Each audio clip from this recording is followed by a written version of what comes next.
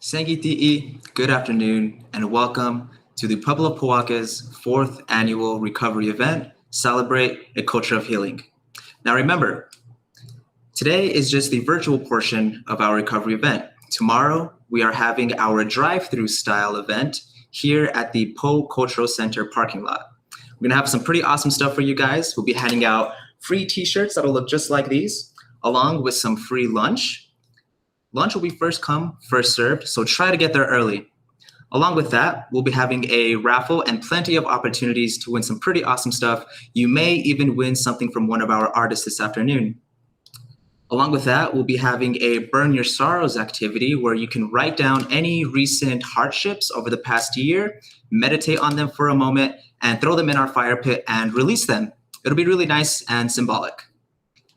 Along with that, we'll also be having a lowrider show and shine, courtesy of the Espanola Lowrider Museum. So it's gonna be pretty awesome. I must say myself, I'm pretty excited and I cannot wait to see you all there.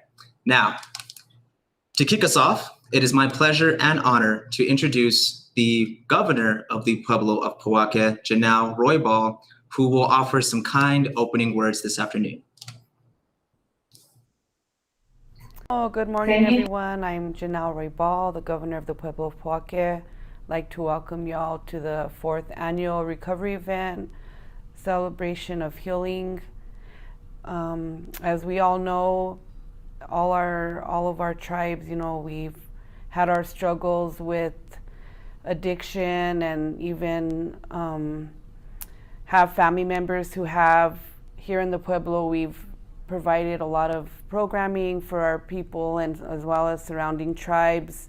We have our Path to Wellness that really helps families and individuals who need that extra counseling or extra guidance to be successful, and whether it's being part of your children's lives or just part of your family altogether. We know that addiction is a hard thing to overcome, but as a team we can get through it, and by supporting each other, I think that's also what everyone needs, regardless if we're directly related or sister tribes or even our non-tribal community. We reach out to everyone and let everyone know that we're here to assist them and give them any resources we can provide just to help them along their journey of healing. Again, I'm excited to be here today for this event. I know the team has worked extremely hard to put this together, and I look forward to a successful day. Have a good day, everyone.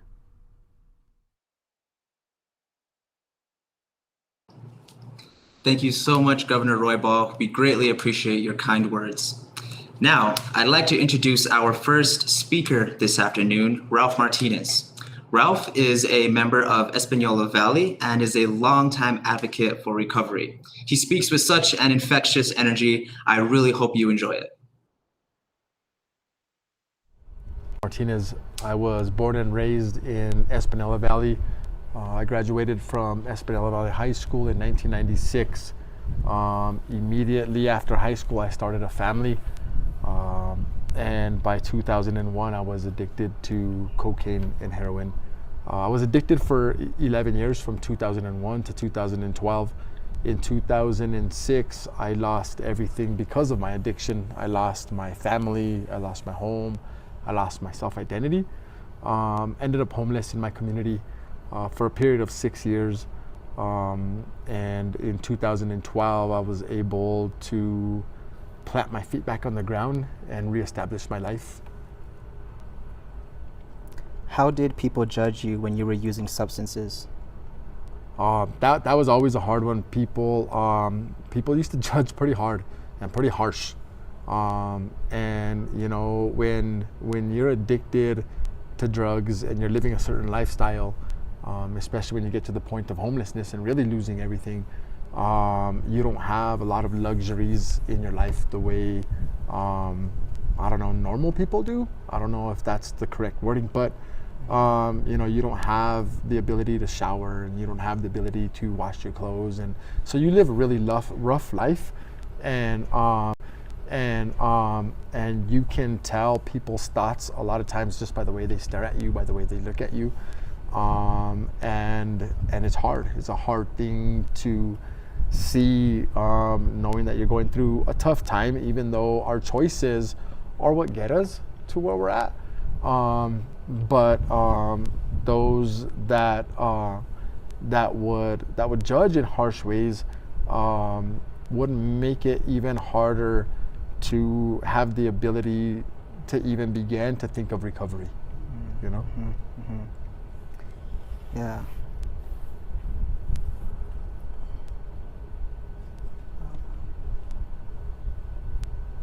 How would you have liked to be seen by society and your family and friends during that time? To a point where my family just didn't even want to see me anymore, you know, for a number of different reasons. Some of the reasons because of the things that I was doing. They were disappointed, they were angry, they were frustrated, they were sad. You know, they didn't know how to deal with all of those emotions, seeing me in that place of addiction and homelessness. And that's a tough thing, and a lot of times I didn't even want to see them. You know, a lot of times I didn't even want to see them. When I was homeless here in Espinela, where I'm from, my mom would go looking for me from time to time. It got to a point in the beginning where she used to do everything she could to try to help me, but it got to a point where she just didn't want me around at all. I would take from her, I would steal from her, I would lie. But she would go looking for me from time to time, and I would see her. Sometimes my brothers, my brother or my uncles, they'd go looking for me. I'd see them and I'd run. I didn't want to engage in the conversation that they wanted to engage in, because they would ask me a lot of questions. And the hardest question that they would ask me during that time was a one-word question: why?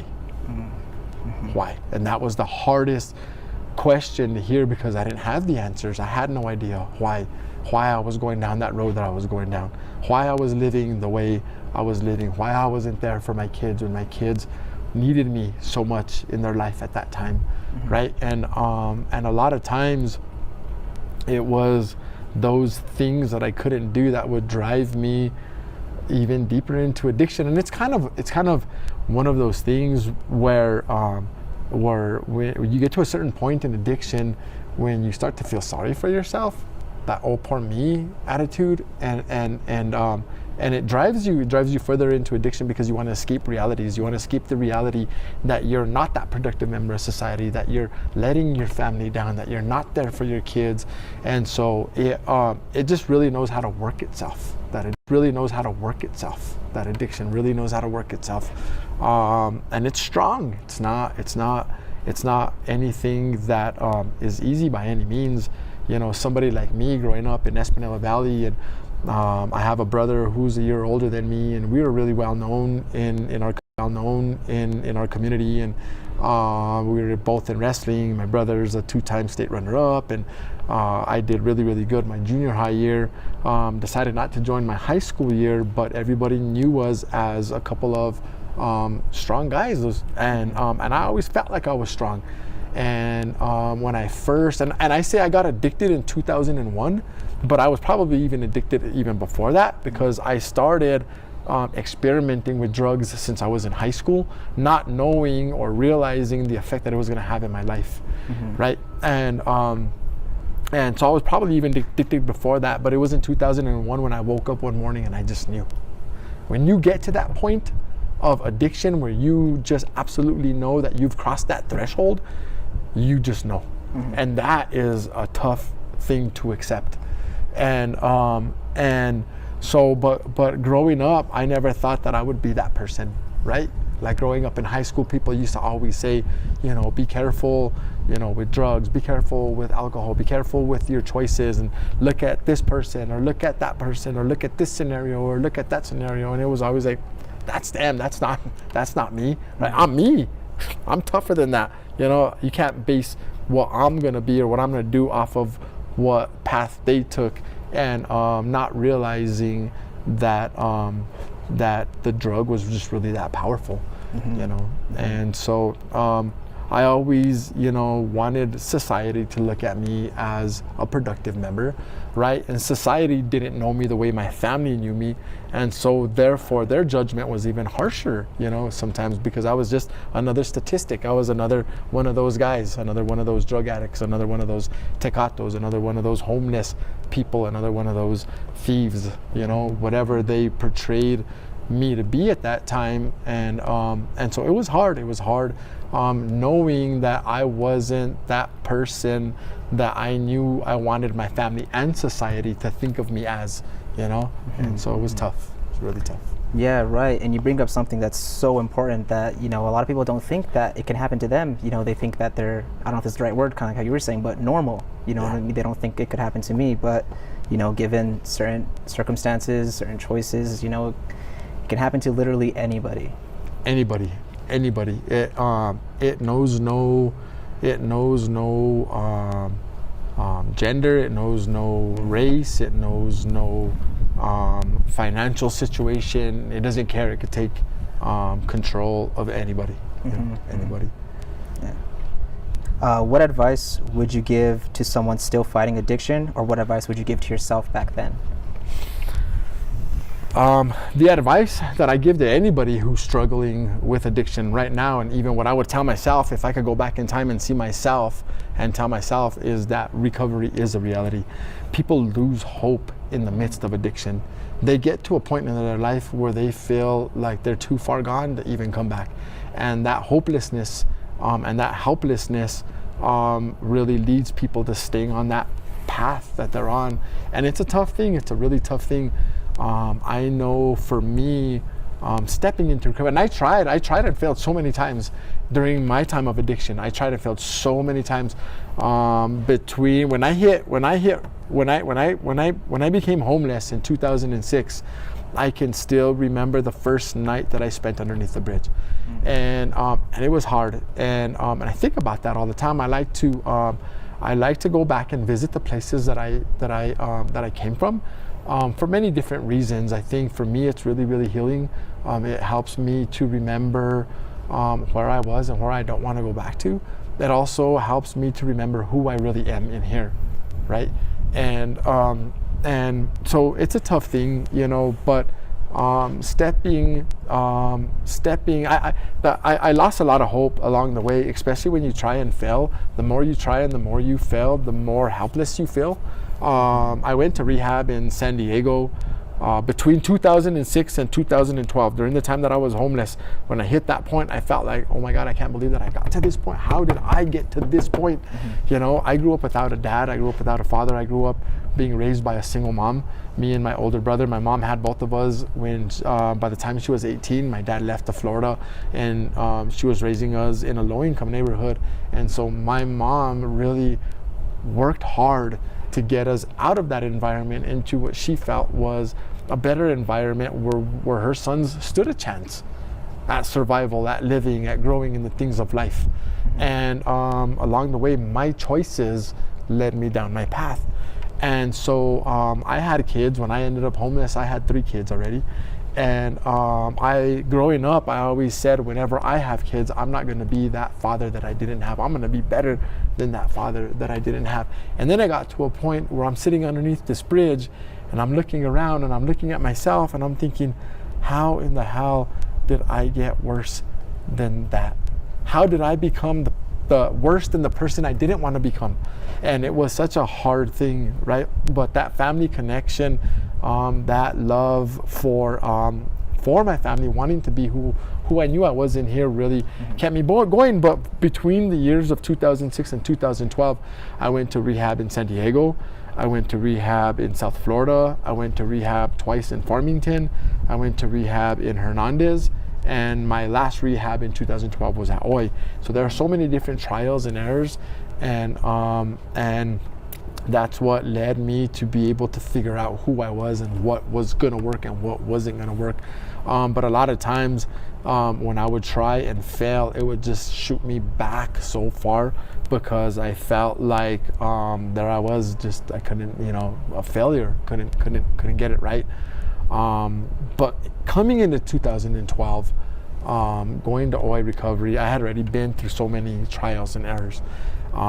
And luckily, I was blessed with a lot of understanding of those times that I had went through.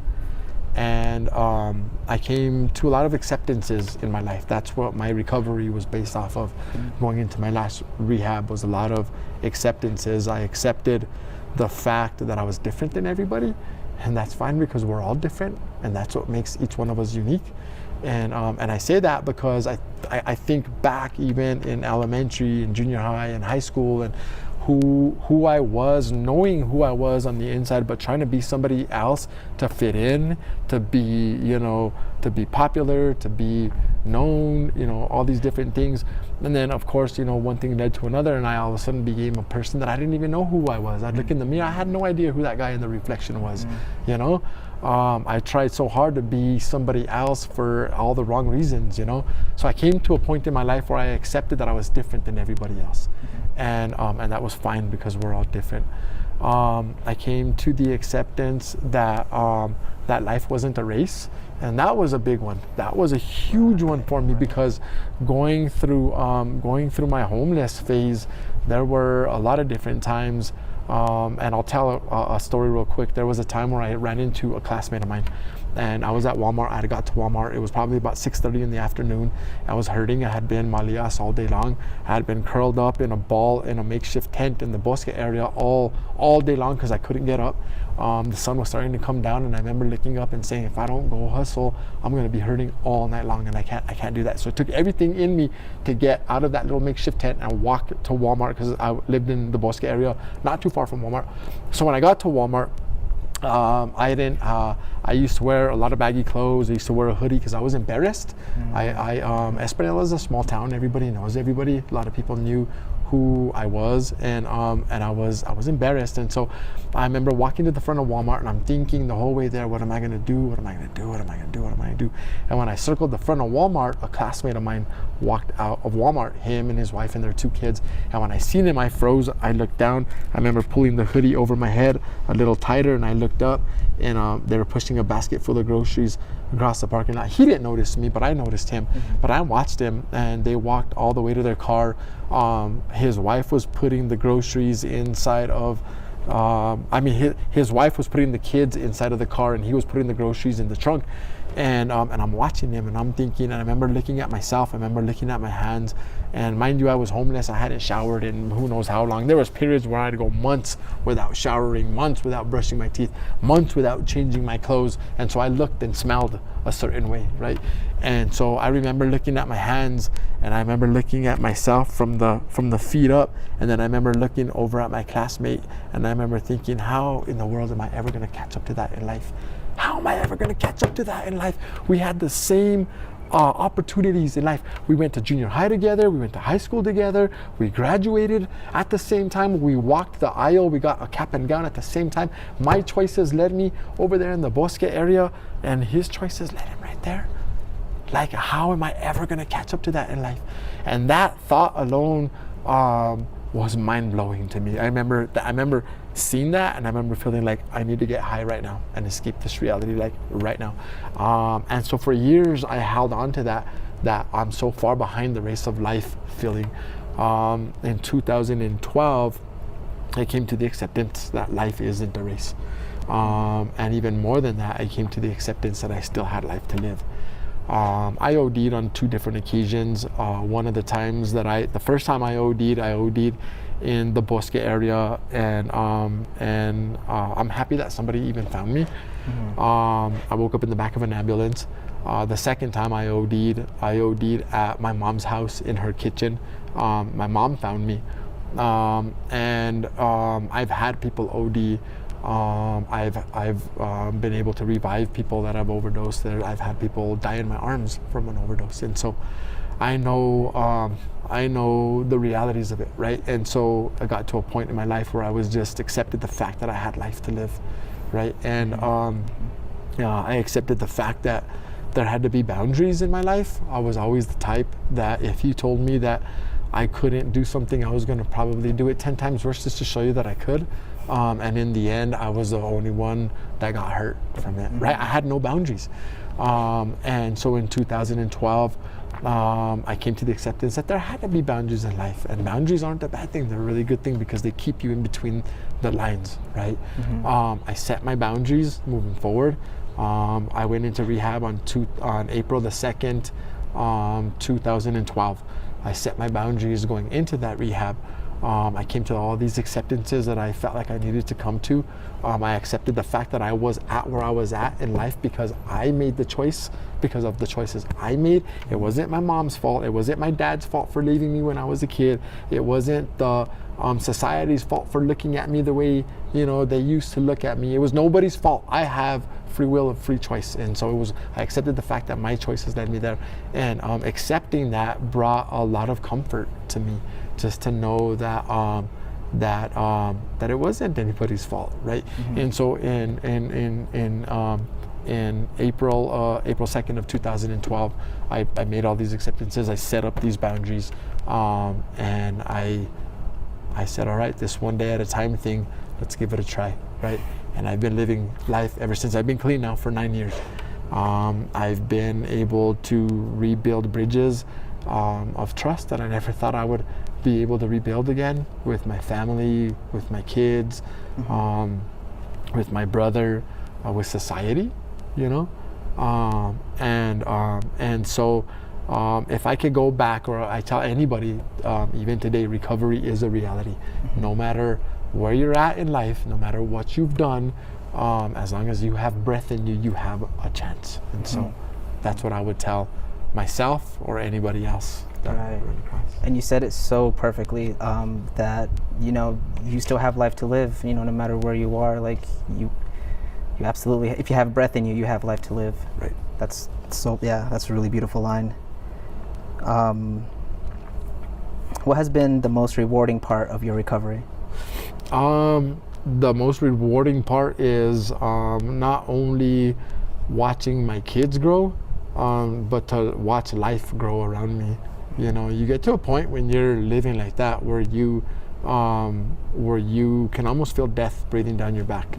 And so to be able just to see my kids and what they're doing now, and to be able to have, you know, a beautiful family that I have right now, and to be able to give back, right? To be able to use my experiences and things that I went through in life to give back and share and change somebody else's life, right? And I think that's what we're all here to do, is look out for one another, right? And share what we've been through. We all go through things. We all go through what we got to go through to get to where we're going, right? And but in going through all of that, we learn. Everybody learns a thing or two. So to be able to accept those lessons in life that we're given, and to be able to take those lessons and share them with somebody else, and to see it even affect one person, is wonderful. And so to be able to see all these things come to fruition, right? That I never thought, things that I never thought I would see come to pass, has been super rewarding.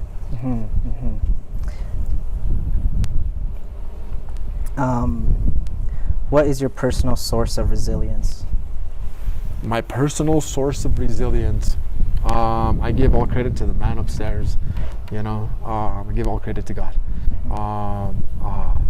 I've prayed a lot, and I've asked for a lot, and it's one of those things you sometimes need to be careful what you ask for, because you just might get it not in the way you want it, but it will come. But you know, I thank God for the understanding that He's blessed me with, to be able to see what my purpose is through all of my trials and tribulations, right? So I give all the credit to Him. Would you change anything about your recovery story or the life you lived? I don't think so. I wouldn't be who I am today. And I look at myself in the mirror now, and I'm able to look at myself in the eyes, and I'm able to smile, and I'm able to see things in a whole different way than what I did when I was a kid, or when I was going through my addiction period, or my homeless period. And I don't know if I would have that understanding had I been. I probably have a different understanding, but I wouldn't be who I am today. And so again, we all go through what we got to go through in order to get to where we're going in life. And so I'm not ashamed of none of that.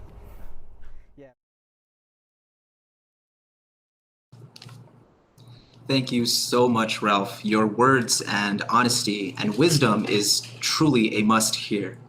Now, I'd like to introduce our first artist this afternoon. Lorianne Romero is a member of the Pueblo of Pojoaque and will be offering a bead demonstration. I hope you enjoy. Hi, my name is Lorianne Romero. I'm a tribal member from the Pueblo of Pojoaque. My Indian name is Povisechi. Yellow squash flower. I was given that name by my late grandmother, Laurencita Romero. I'm here today to talk about recovery and how important it is to me. I've had a tough life, losing my son and just a lot of death in my life. And now during the pandemic, it was a very stressful time for me, and I decided to take up beading, which has been calming and so relaxing. And the most important thing to me about it is how I make people happy with my work and how happy they are to wear it.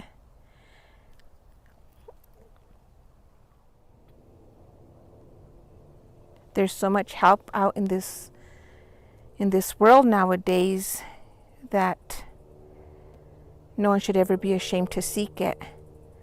I personally now, during this COVID pandemic, started seeing a therapist, and it has been the most wonderful thing I could have ever done. My therapist has helped me so much, especially dealing with my son's death and the stress of this pandemic, learning to love myself again. And one thing I've always done is I've always tried to help others. But I think being there for people is something very important and that you should always do.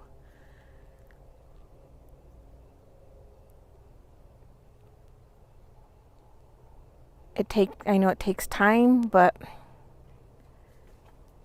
you'll get there. You'll get there. Everything takes time. But if you want to better yourself,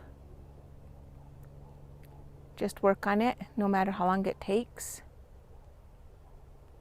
One step at a time.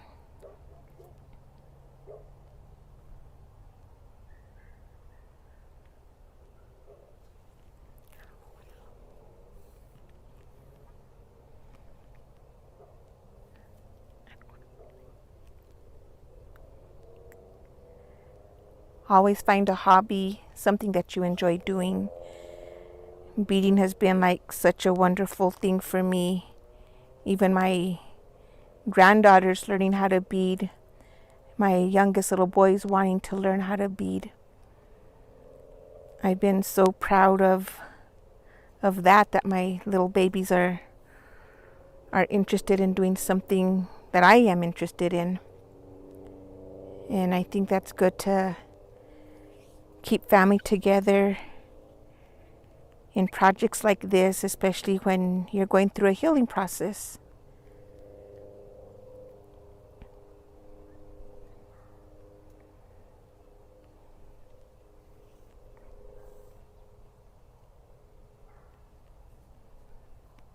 I'm beading a medicine wheel right now. I think it's a very important symbol for Indigenous people.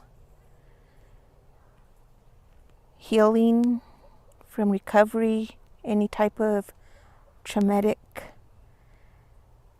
event that has happened to them. It's showing how strong you are and how strong we should be all the time, not only for ourselves but for our people.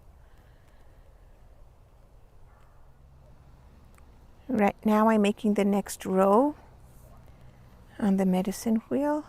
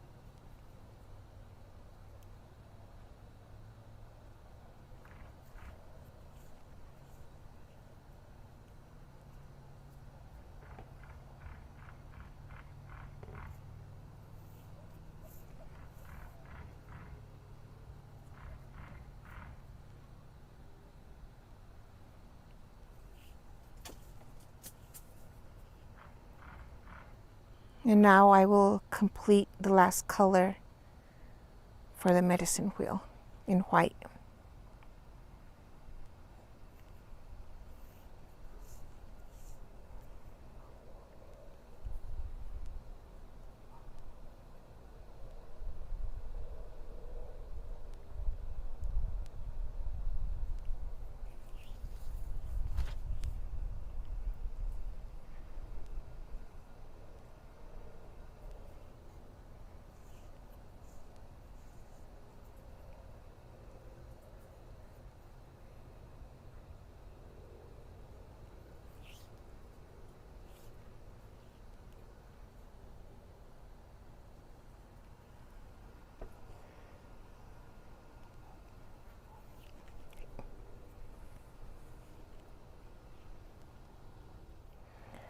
Always remember, recovery isn't only recovering from alcohol or drugs, it's from traumatic experiences, mentally, physically, whatever it may be. But always know there's always people out there willing to help you. And never be afraid to get that help. It's always important that you think of you. You're number one. You're beautiful. And you always mean something to someone. Always have pride in yourself.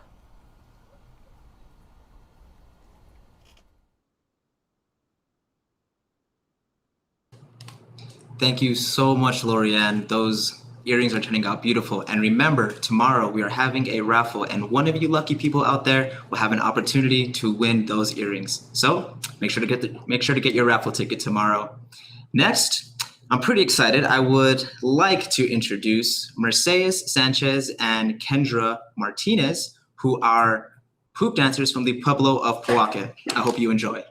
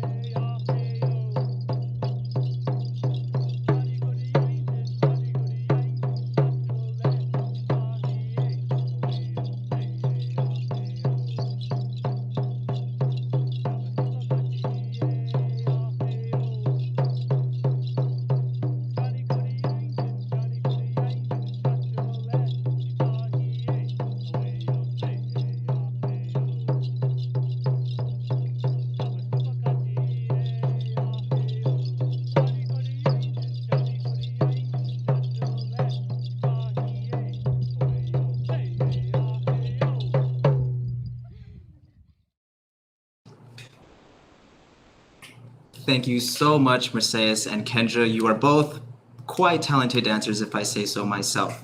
Next, I'd like to introduce Hugo Lopez, who is a member of the Pueblo of Pojoaque and an advocate for recovery. I really hope you enjoy this one. Umbi agandi, now toa pinkua, na posu age o winge iweri o mu. Good afternoon or good morning. My name is Hugo Lopez. My Indian name is Mountain Ram, and I am from the Pueblo of Pojoaque. I have been in recovery since January 21st of 2021, and today I have 7 months and 27 days. So it has been a journey for me. It's 8 months of doing good and not relapsing, and I've been stuck in the middle of a relapsing disease, unfortunately. And I think the way that addiction has affected my life is mostly negatively. Run-ins with the law enforcement, having resentments against people who are just doing their jobs, like police and judges and whoever it may be. I feel like while working my 4th step, I had to work on some of those things where I had resentments against people who may or may not have even known that I had a resentment against them, and realizing to myself that I was only hurting myself by holding these resentments, and working with my sponsor to figure out how I could overcome those, what I consider them as weaknesses. When you're holding a resentment against somebody and they don't know it, I feel like I was only hurting myself. So through these 8 months, I've been able to work with my sponsor on, the 4th step inventory, 5th step, and I'm currently on my 6th step. And it's starting to change my life. I'm starting to hang out with family again. Something that I always neglect my family whenever I'm in active addiction. I neglect a lot of things that I should be doing as a man and as a positive, productive member of my community.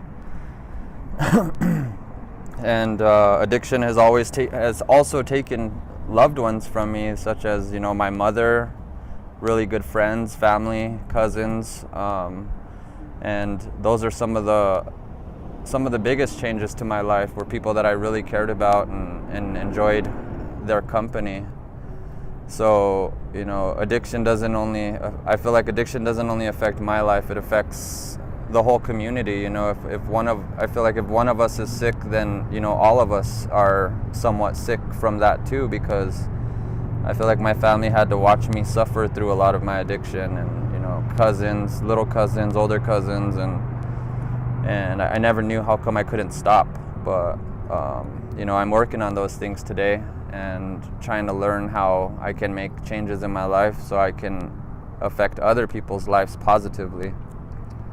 And if I were to give any advice to a younger individual who may have had maybe a similar childhood to mine, as like in and out of foster care, or even a regular life, but parents aren't as loving or caring as maybe the child needs, I would just say not to get involved with the wrong crowds, even though they're very accepting. And like for me personally, in high school, I right away went with the folks that would drink or throw parties or smoke pot, and I think that's where a lot of my addiction behaviors began, was in high school.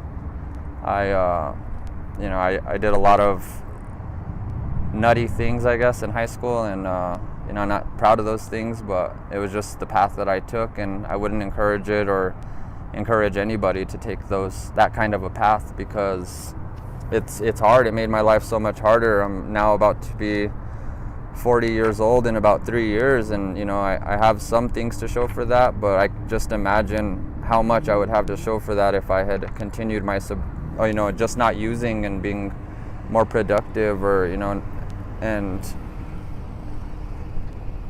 I feel like for a younger person to get involved in drugs or any kind of addiction behaviors, I would just caution them just to think twice, or ask somebody else who they know has gone through it, or is maybe not going through it, but who has gone through it and who's doing good now, for some support, or ask questions before you get into using hard drugs, or even the simple drugs, because it could alter your life dramatically like it did mine.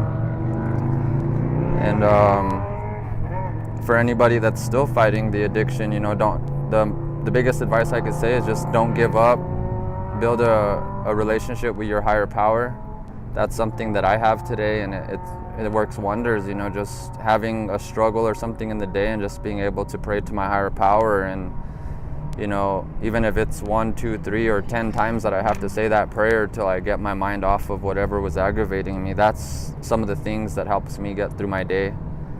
Without having to use or numb those feelings that that I'm still becoming accustomed to. Is feelings is a big one, because I used to use drugs and stuff like that to hold all those feelings in, and whether that was crying or being angry or whatever it was, drugs was just the answer for me. And I don't have to do that no more. I have people that I can talk to. I see a counselor. I'm in Path to Wellness currently. I have a lot of positive support from aunts, uncles, cousins. Everybody around my community has always been really supportive of me. Either way, they've been supportive of me, but I feel like in sobriety I can give back and be supportive for them now too. So it's like it's a good thing, I feel like. And yeah, so just keep fighting is what I would suggest for anybody that's trying it and maybe not doing so hot at staying sober. Just don't give up. It's a process. It's not a destination. It's a journey, and it's one that I'm very happy to be on today. And I'm gonna answer on how getting sober has changed my life. Before I got sober, from opiates, because I was I've been addicted to alcohol, marijuana, opiates, heroin, cocaine, and most recently was benzodiazepines, which are Xanax. And I feel like each one of those took a process in recovery for me to get over them, and then I went on to the next. So I really have to be cautious of any medications or just any kind of addictive behavior, because I know that's who I am. That's how I was born. I feel like it's hereditary addiction. So if anybody out there was addicted before, just please watch your children, care for them, love them, and keep them close to your heart, because they might fall into that same habit. And I hope they don't. And I'm here to support anybody. If anybody ever needs to talk about, maybe they're struggling or anything, I'm always available. I work with the Pojoaque Pueblo IT department, and I hope you guys all have enjoyed what I had to share today. I hope that you guys have a blessed day, and and just thank you for all your support and attendance, and thank you to the OPI program, Kyle and Angel, and the behavioral health program has helped me out tremendously as well. So I just thank you all, as well as Don and the tribal courts, the judge, Joseph. Thank you, and all of you have a great day.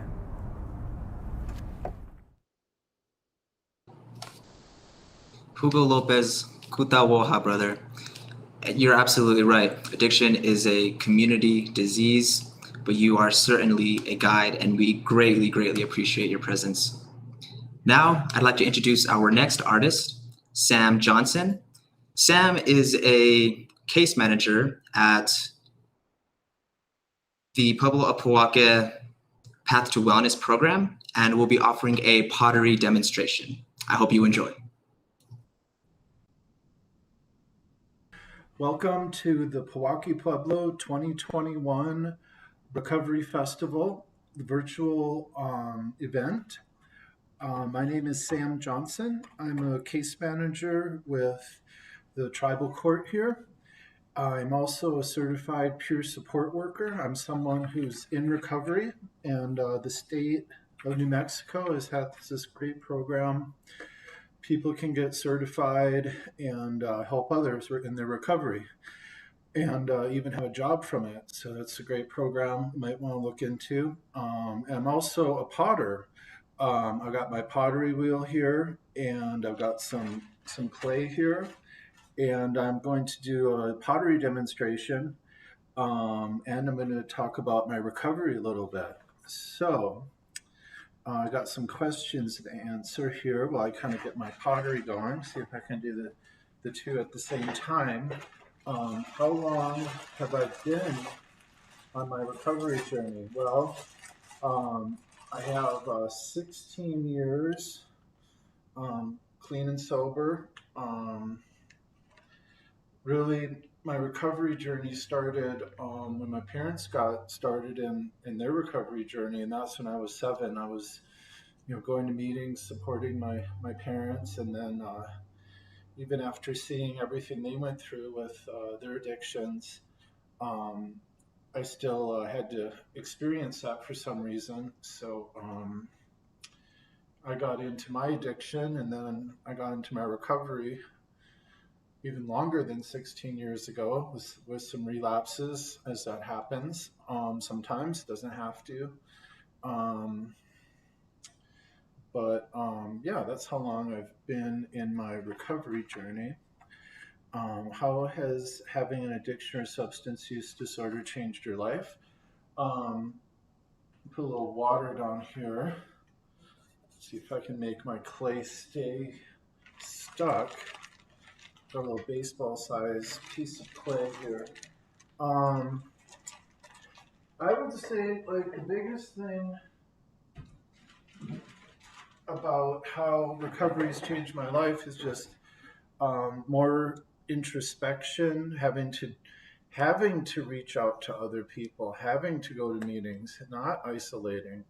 If I was just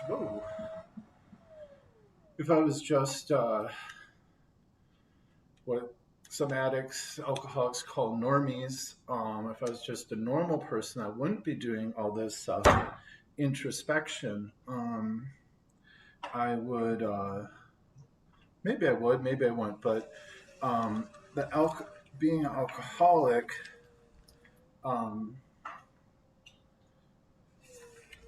made me do this introspection. How do people or society judge you when you were using substances? A lot of people really kind of gave up on me or lost interest in me, and that made sense. I lost interest in them. Got the wheel going here. The two hands backing each other up. I'm not just using one hand, using another hand. So it's like in recovery, a little metaphor here. We're not just on our own. We're using the help of other people. Just trying to get this piece of clay centered here. What would I have liked to have been seen by my society and friends? The more I'm in my recovery, it's just the more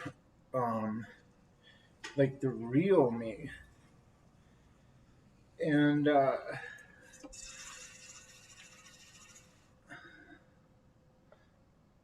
this little sloppy stuff can be good.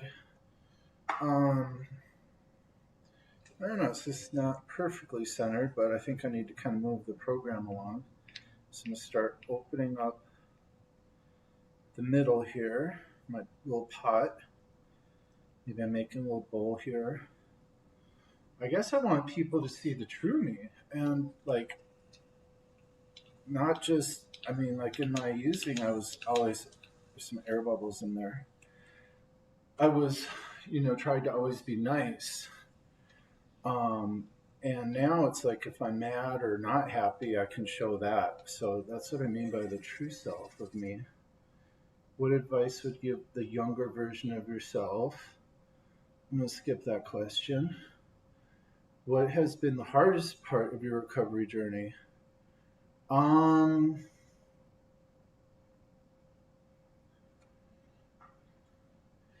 mean, it just takes what it takes. I started going to meetings at 14. I started going with my parents at 7. When they were in their recovery, I got into some trouble and started going to meetings at 14. I started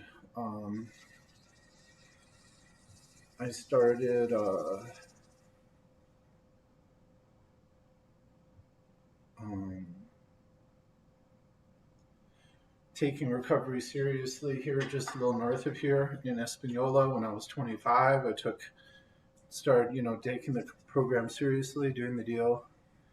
But my long-term sobriety didn't start until 31. So I guess just that's the resilience, keeping coming back. So this nice goopy stuff on my pot. It's good lubrication. I'm just making my little bowl, trying to make it bigger. Just squeezing it. When do you find it most difficult to stay sober? Well, I know what my triggers are. When things are going good, I'm more at danger of relapse. Everything's going good. I got it. Honestly, these new marijuana stores, it's a huge trigger. They sell weed there. And I was always a huge advocate. I thought it should be legal for economic, legal, and medical reasons. But for me, it's not medical. I'm using it to get high. So, and then I drink. So those are some hard things for me to state my biggest challenges. What has been the most rewarding part of your recovery? Really like the friends I've made in the program. Just doing this little bowl. I don't know what's happening with it. It's just kind of growing a little bit. I'm trying to just stretch this little ball of clay as much as I can to kind of see how much it can grow. How has COVID-19 affected your recovery? Well, really, the biggest thing for me is like going in person to the meetings and like seeing other people. I can do the literature. I can connect with my higher power. I believe in a higher power. I haven't had that problem that some people have of not really having a higher power. I have the higher power. I have the literature. I'm by myself. I'm doing the deal, but I need other people. I need those other people, and so we haven't really been able to see other people. But what's cool about the pandemic is all these meetings started up all over the place. So that was really cool. Go to some meetings back home in Minnesota, go to some meetings Portland, Oregon, went to a meeting in London last week, meeting in Hawaii. It's pretty cool. How do you deal with everyday stressors and triggers? Well, I haven't been doing much pottery lately. I used to do a lot more. It's so relaxing. You squeeze the clay. You got to get it centered in the middle. Kind of, you have to be centered. And it's not, you just have to be there. Like when you're pulling up the wall, I mean, it's total concentration. Like I'm feeling every inch of it, where it's thick, where it's thin. I was trying to get this little ball of clay as big as I can. And I'm squeezing it so it grows. See, there it grows, but I have to be like right there. There's a little weak spot. I got to be careful of that. I don't know. I'm trying to maybe bring it back up for some reason to make a lidded jar or something. I don't know. Sometimes. So exercise, getting out in nature, those are the things I do to deal with my everyday stressors. Why is it important for you to stay on your path with sobriety? Well, if I got off of it, I really feel like those friends I was telling you about, my friends in recovery,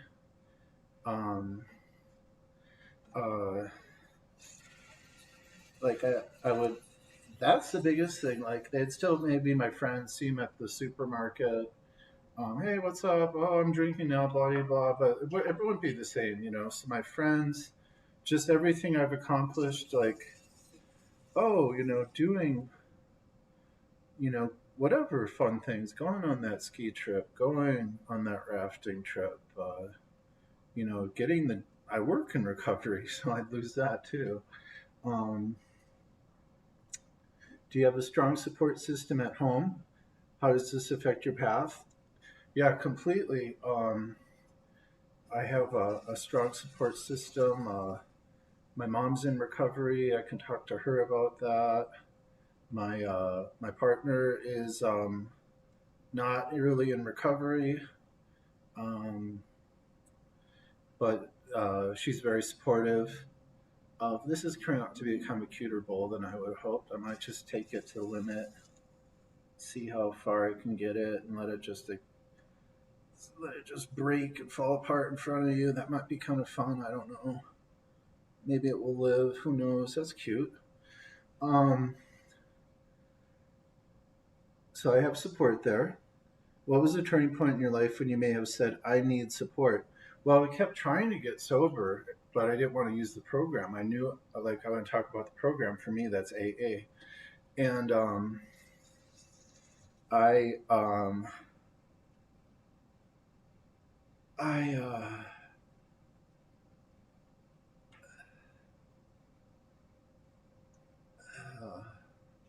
so I kept trying to do it on my own.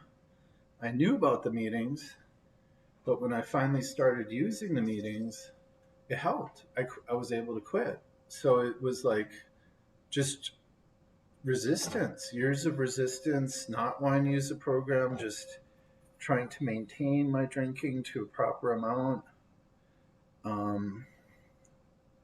trying to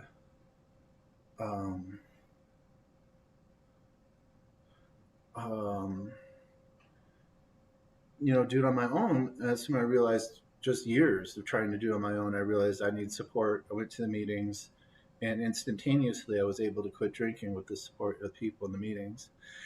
And then not just meetings, sometimes outside help, getting a therapist or some outside form of help, nutritionalist. Oops, I just touched my little pot right there and it got all messed up.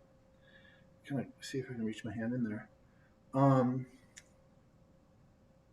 has it changed my life? Just totally changed my life. You know, no hangovers.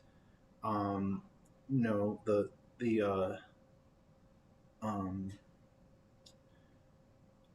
you know, you hear a lot of interesting little sayings when you get into the program.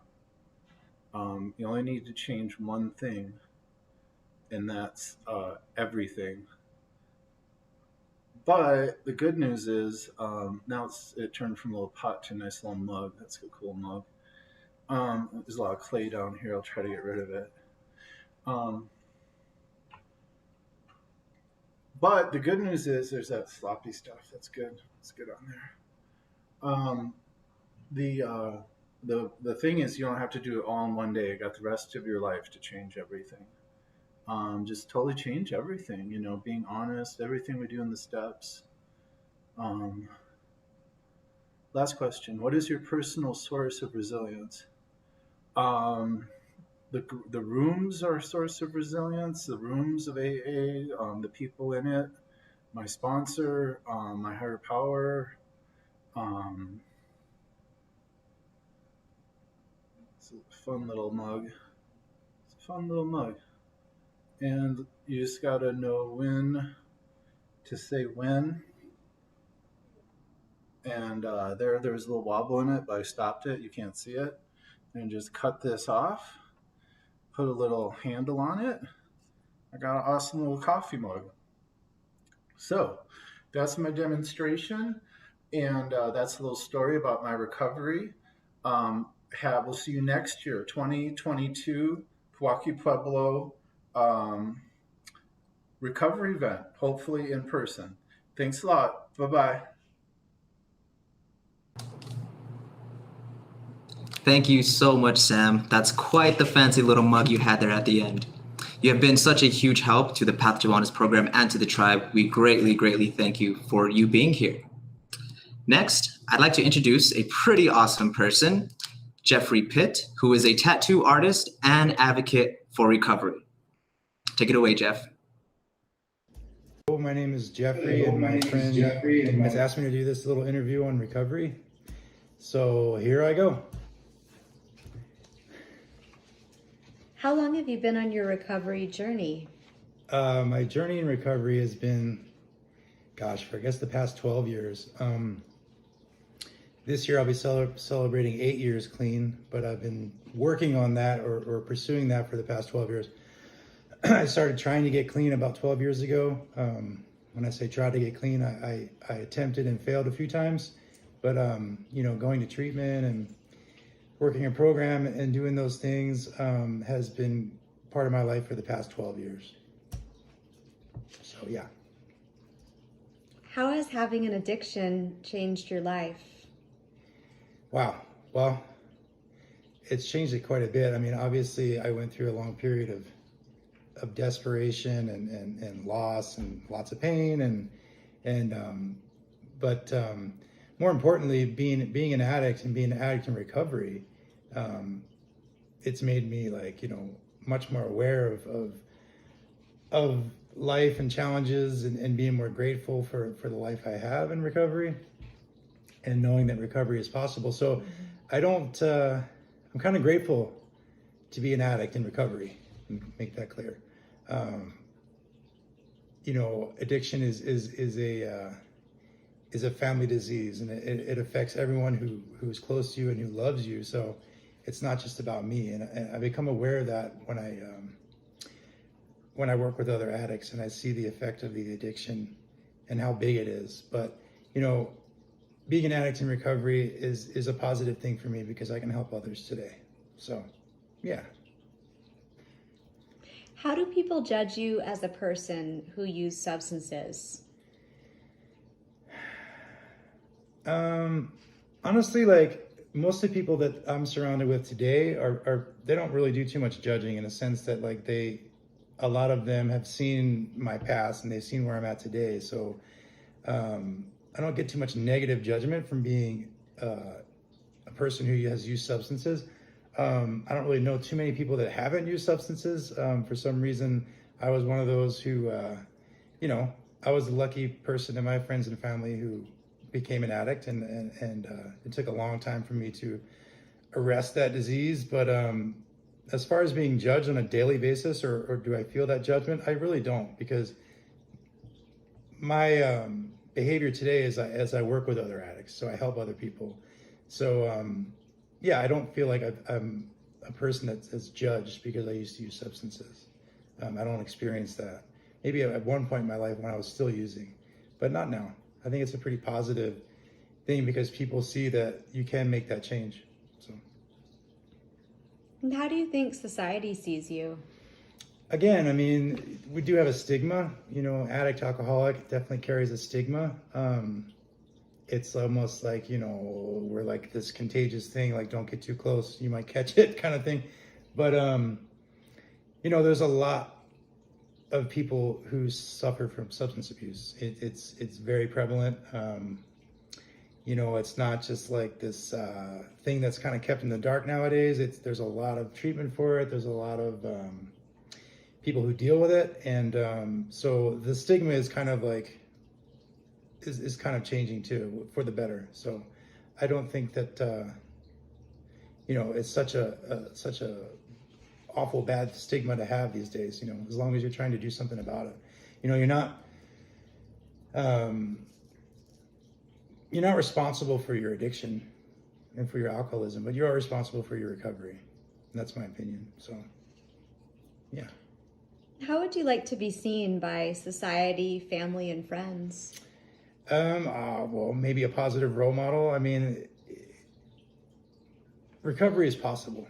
So I like to be seen by, obviously by my friends and family as someone who has gone through that darkness and that past and able to come out on the other side, and not only come out on the other side and have a meaningful life and have be a productive member of society, but to help others travel through that too, so that of course would be a good way to be seen, I guess.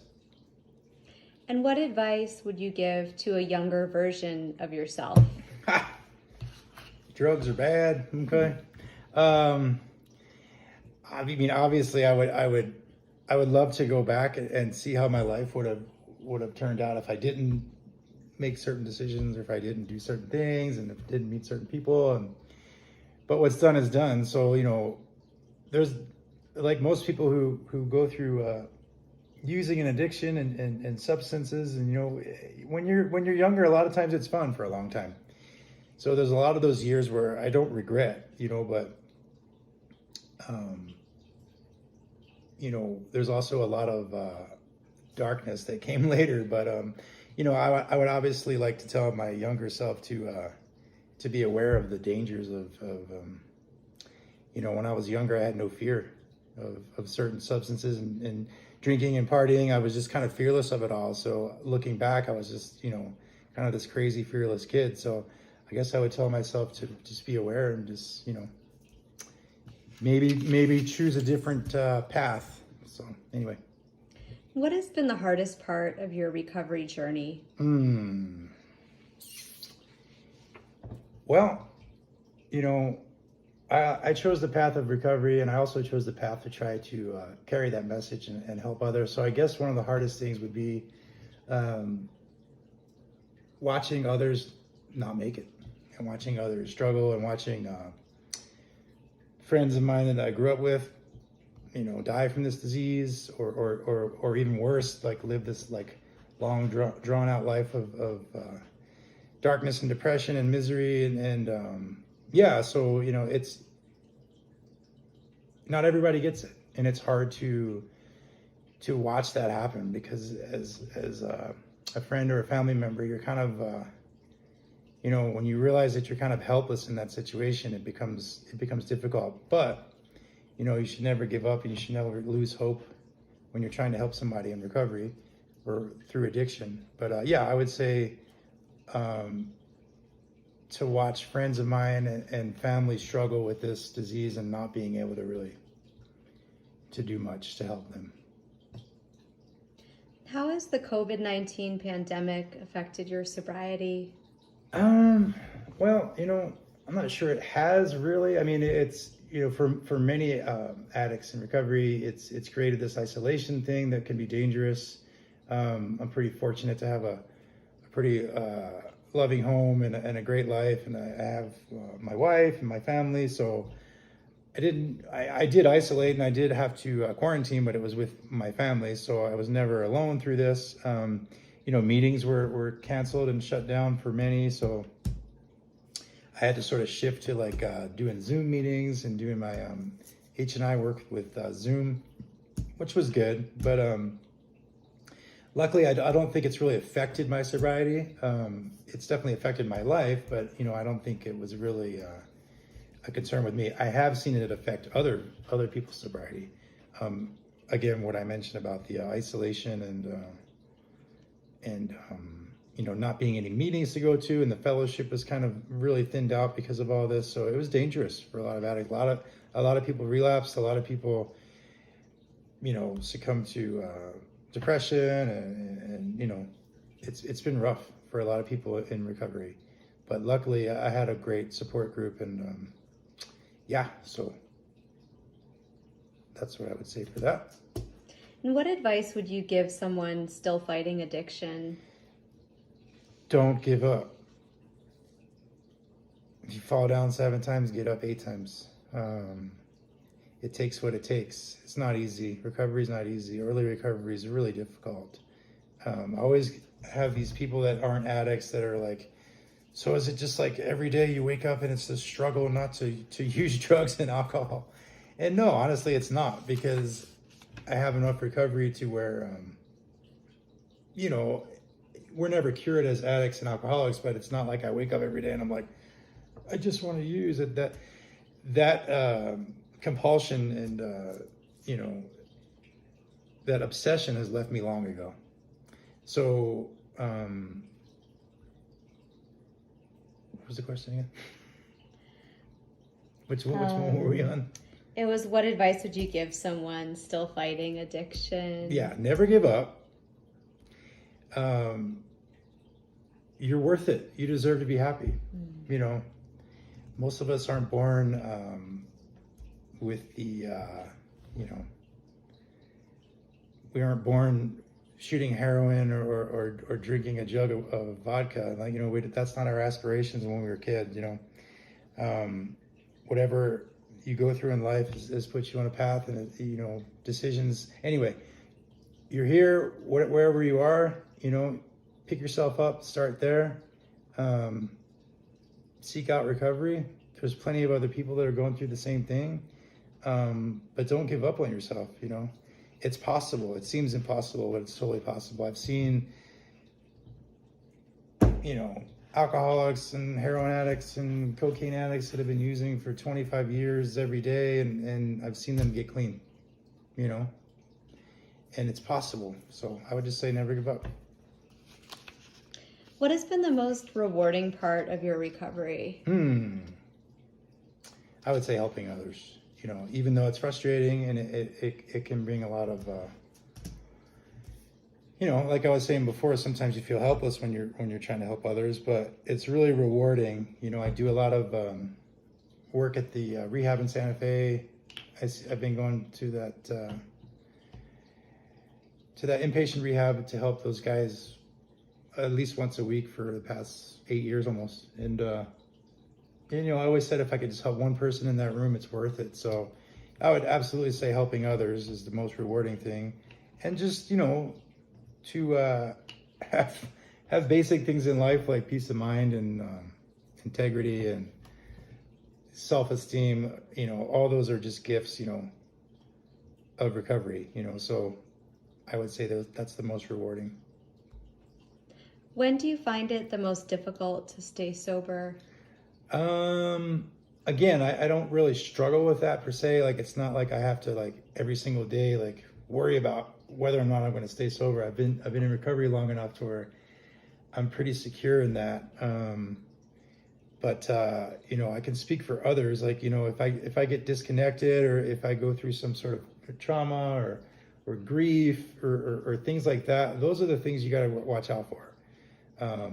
You know, as an addict that's been clean for some time, I do this exercise where I actually think about, like, what would it take, you know, because I have this great life now, and I have this great situation in my recovery. So I often do this exercise where I'm like, okay, well, what would it take for me to throw that all away and to start using again? And I can't really think of even, like, the worst scenarios, like, you know, obviously loss of loved ones or grief or trauma. I don't think that those would be enough to make me want to live that way again. So, you know, you want to stay away from loneliness, you know, you want to stay away from becoming disconnected, you know, get involved in a fellowship. And, you know, the Kobit thing was a little scary when people were isolating, but I think that, you know, having that strong foundation and that strong security network will keep you from slipping back into that behavior. How do you deal with everyday stressors? Ooh, positively. You know, I used to deal with them by drinking and using drugs. So now what do? I have an awesome dog that I like to hang out with and take to the park. And I have a beautiful wife, obviously, that I spend some time with, and my family and my stepdaughter. And you know, I stay active. I go to the gym. You know, I'm an artist, so I create stuff constantly, and you know, I'm able to do things that, you know, when I was using and an active addiction, I was separated from, you know, and I couldn't enjoy the things that I love the most because the addiction took all that stuff from me. You know, it drove a wedge in between everything that I cared about doing, every person that I cared about, and just pushed it aside, because you can't do both. You know, you come to realize that, especially when you're in early recovery, that it's one or the other. It's either the things and the people that you love, or it's the addiction, and you have to choose. You know, because you can't have both. So, why is it important for you to stay sober? Again, I won't have the life I have today. I can't have both. I remember distinctly in early recovery, probably had a year or two clean when things were going good, and things do go good when you stop, throwing your life away, and life comes back fast and good things happen fast. Or I remember one day when I was sort of sitting back and looking at all that I had and all that I had accomplished by staying clean, and I was like, man, I have this great life and this beautiful wife and house and dog, and I have nice things. I have a truck and in a garage with tools in it and a motorcycle. And, all this stuff is not the important stuff. But the thing is that I sat back and I saw all these things, and I realized, I can either have this life with all these great things and these great experiences, or I can use it again. I can't have both. And it's like, that's why it's important for me to stay sober, because I've stayed clean long enough, sober, clean, whatever you want to say, to create this life that I don't want to lose, basically. So, yeah. And if I decide to pick up, or if I decide to use or drink or whatever it is, all that goes away. It's just a matter of how long is it going to take for it to go away. But it's going away. All those things that I just described will be gone. So. Do you have a strong support system at home? I do. Starting with my lovely wife, who's also in recovery. So I'm very fortunate for that. I have a lot of friends that are in recovery. I don't really surround myself with anyone who's not either in recovery or what I call a normal person, which by definition to us is someone who doesn't have a problem with substances. My family that my parents and my siblings, they weren't addicts or alcoholics, so they might, have some wine a few weeks out of the year, but so I can be around a normal person, and if I'm not around a normal person, I'm around someone who's in recovery, has some experience in recovery. So everyone that's around me pretty much is my support system. But my wife is a very strong support system. She's in recovery. She's also a counselor, and she works with people that struggle with depression and PTSD and substance abuse and all sorts of things like that. So I get some free counseling at home, which is great. But it extends past that. Like my parents, who don't even live in the state, are very supportive of, always have been, of my recovery. My siblings. It's crucial that takes place, in my opinion. Like when you're going through the recovery process, you need to involve your family. It's a family disease. It affects everyone, your kids, your parents, everyone around you. So if you don't bring them into your process, it could be detrimental to the recovery process. So it's huge when you first start to try to get clean. It's huge to tell everyone what you're going through, and tell them that you need the support, and that there's nothing to be like afraid of, and go to meetings with your husband or wife or your sisters or your parents. Like, just have them involved in your recovery, and I think your success and your attitude will be much better. So. How did you come to the decision to get sober? It was pretty easy. Well, like many addicts and alcoholics, my life was in shambles once again. Like I said, I used for a long time when I was younger, and it was fun, and then it turned to not to be fun, and then it turned to be necessary, and then it turned to be horrible, and then I was in survival mode, like life or death, full-blown addiction. So, I didn't have to have someone say, hey, I think you have a problem. I was well aware I had a problem, but sometimes that's not enough to want to do anything about it. So we talk about, in this program, the gift of desperation. Well, I had the gift of desperation several times. So luckily I survived through all those times. And I was just done. It took me a long time to be done, and it took a lot of pain and loss, and pain and loss and pain and loss. And finally, I was, like I said, I was lucky enough to survive all that, and to have like isolated and pushed everyone away that cared about me. And I had to do all that to finally realize, like, this is no longer working. This is no longer an option. And I just chose life. You get to that point where you either choose life or you choose the other. And I didn't want to die, so I decided to give one more shot at this recovery thing, and it's been great. So, how has getting sober changed your life? Oh, I mean, I could go on all night about that. It's just been great. Like they say, lost dreams awoken.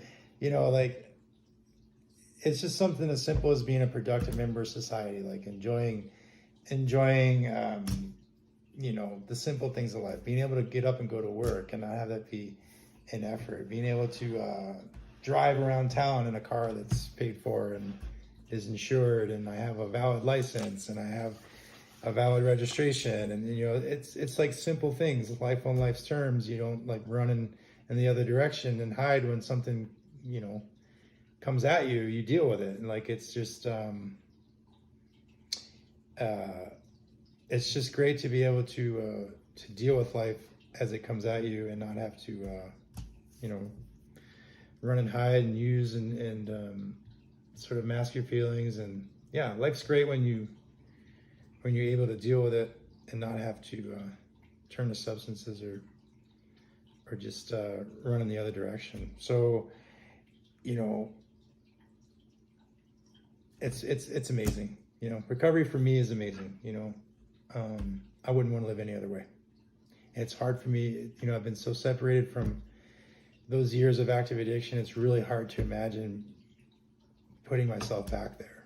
So, like I said earlier, I've stayed clean long enough to where that behavior and that lifestyle is so unfamiliar to me that I just couldn't imagine being back in that space. So, yeah, great stuff.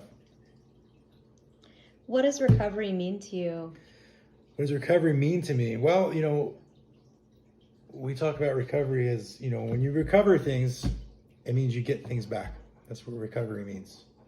So to me, that's exactly what it means. You get your life back, and not only that, you get a new life, because most of us, we don't want that life back, because that wasn't a very good life. So we get to have a new life.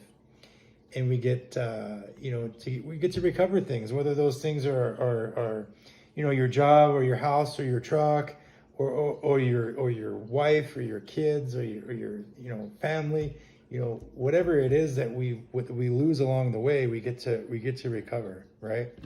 And I talk to addicts all the time, and they're like, if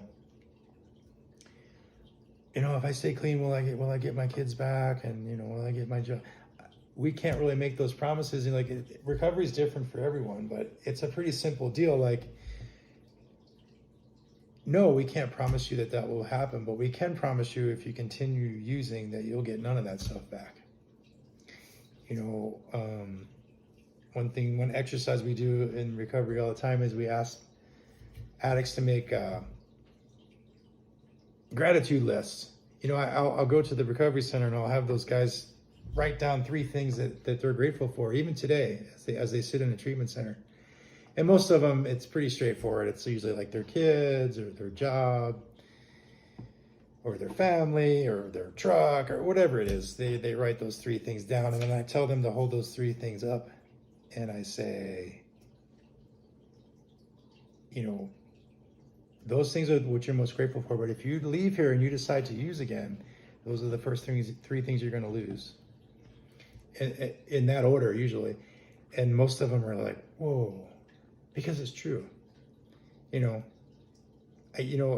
Recovery is about bringing yourself back to recover those things that we lose. So anyway, that's my definition. Final question. What is your personal source of resilience? Well, as far as resilience for recovery, it would be like my fellow addicts in this program. You know, the way this thing works is really simple. It's like we get a bunch of other people surrounding us that are trying to do the same thing. So it's like one addict helping another. So I find resilience in that. You know, some people find it in meditation, some people find it in prayer, some people find it in God and church, and you know, and all that's great. You know, we have to find this connection, and I find it with helping others through recovery. I find it with my fellow addicts in the fellowship. I find it, of course, with my family and my wife, and like all these things that I use as a support system. Those are the things that create that resilience, you know, because recovery, as rewarding as it is, and trying to help out others as rewarding as it is, as I said before, there's a lot of people that don't make it. There's a lot of people that are not going to ever experience recovery, and they're not even going to make it to a meeting or a recovery center or anything like that. So, you know, that's kind of one of the reasons I still go back to the treatment center, because I like to kind of sort of keep one toe in the water of where I could be still if I didn't choose this path. So it keeps me familiar with you know, active addiction. It keeps me familiar with the recovery process to the point where it keeps me going. It keeps me clean. You know, it keeps me resilient. So yes. So thank you very much for asking me to do this interview, and I hope someone who sees this gets something from it. Anyway, again, thank you very much.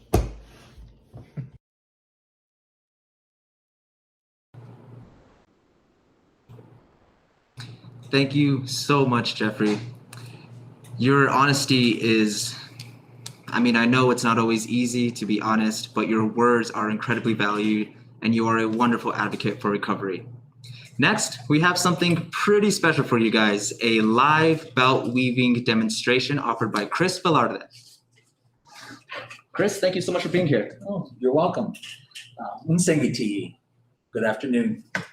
Like Kyle said, my name is Chris Velarde.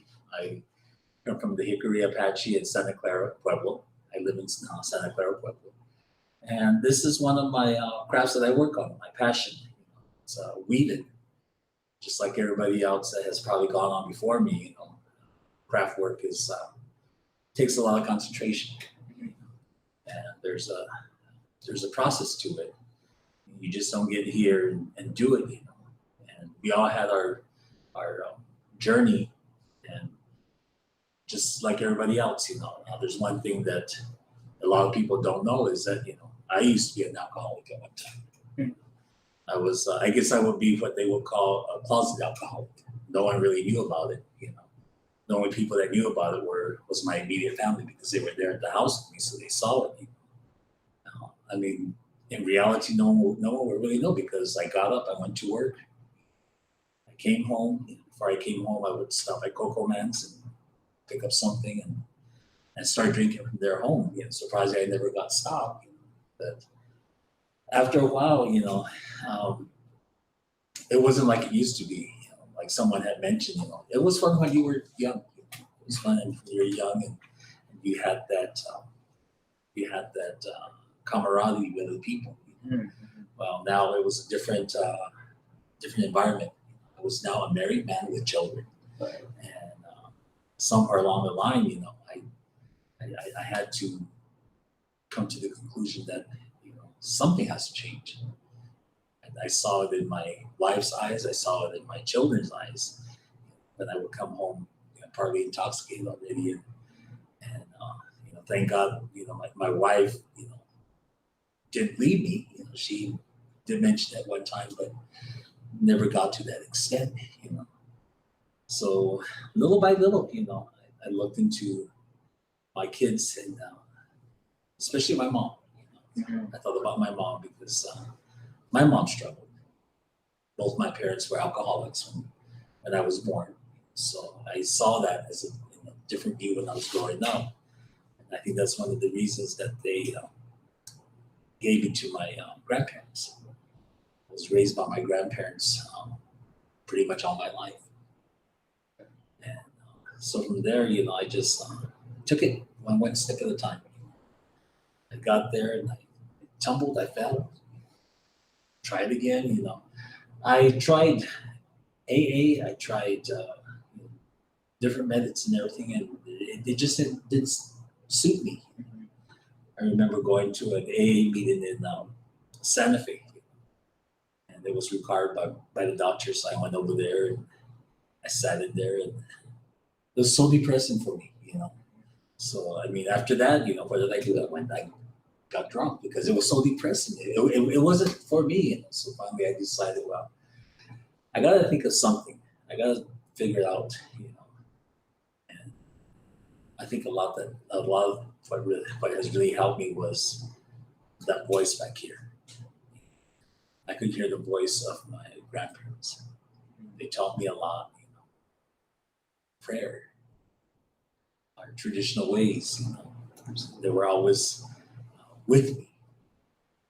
And like they say, one day at a time, one day at a time. And I used to do pottery, and I continue with that. I used to do beadwork, I still do that. Finally, this gentleman was coming by teaching weaving, and I decided to take it. And I always wanted to do this, and this is part of my therapy. This is kind of what helped me get back on the road. And just want to share a demo with you and tell you a little bit about it, how it has helped me, So let's kind of get started, and I'll kind of go from there. And if I can, I'll continue to talk. I'm not very good at doing it and talking at the same time. This is what we call the width. This is what holds your belt together. Okay. So you put it in between, pull it down. This is your back. This is what holds the threads down. Mm-hmm. And these two up here are your mini handles. This is what helps you design your belt. So now I'm at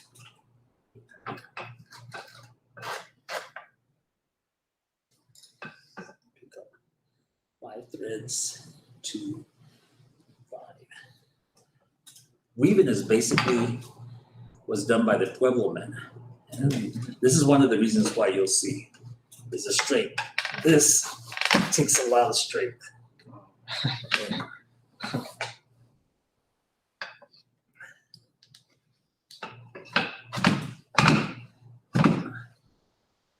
One thing that I recommend when I teach classes is I tell my students, give it a try, especially if I have females in the class. I said, give it a try, see if it works for you, see if you're able to do it, And I'm not gonna embarrass you or anything. If you can't do it, you can't do it. It's better to know ahead of time than to take the class. Then you're way there, and and some people are determined. I had one elderly lady, and she stuck it. She stuck it out. She did it. So I'm very proud of her. And when I teach my classes, I just don't. Okay, this is how you weave. This is what you do. Like some people will teach a craft. With this craft, there's a lot that goes into it.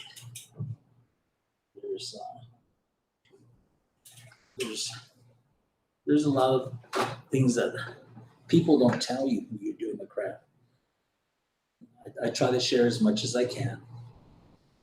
Like I tell my students, I said, when you're weaving, I said, make sure that you're weaving with a clear mind. Yes.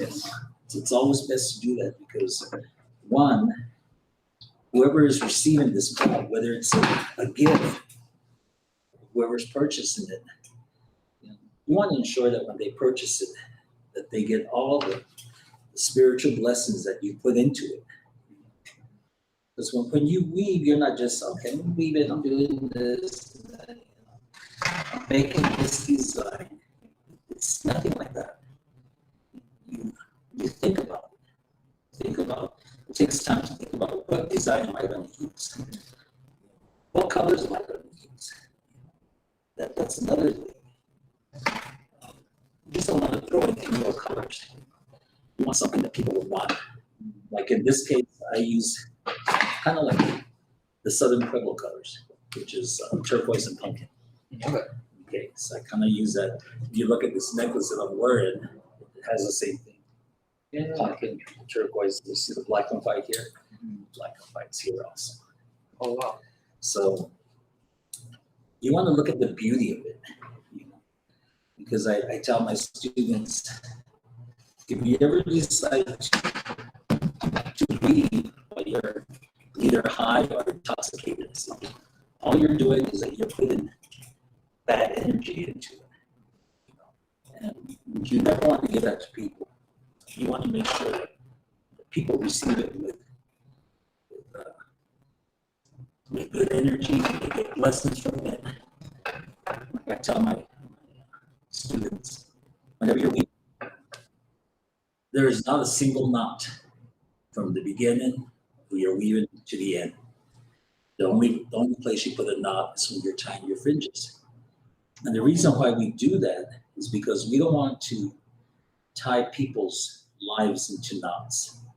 You know, so when they receive this, they get it knot free. And that way they'll be with it. They'll have it with many good blessings. Wow. So that's and some of my students are like, I never heard that before, and I know so and so, and they weave, but they never say. I said that's because some people don't think it's important. I think it's important. I think it's important that you also know the stories behind weaving. My personal experience of trial and error always comes in handy. But I've been weaving for about 10 years now, and about 7 years ago, I was asked to do a weaving class with Nambay, which involved with the language program. And that kind of started my career, you know. And it's a lot of intense work. And I ended up here at the Poeh Center. But one thing that did happen to me, probably about a good 8 years ago, I was having a hard time. With my job, and it was just one of those days you just got frustrated. And before I went home that night, I said, just one drink, just have one drink. So I stopped at Coco Man's and I got me half a bottle of Jack Daniels. And I was strong enough to buy it and to hold it until I got home. And I had already been sober for probably about another 12 years by then. But I guess I was so down that I figured that was going to answer my problem that I was having. So that night, you know, I said, I'm just going to take a sip.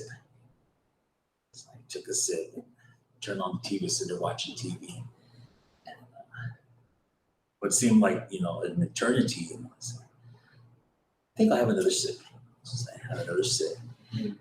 One led to another. I finally finished the whole half pint of Jack Daniels. You know. And I was still awake. And after a while, I went to bed.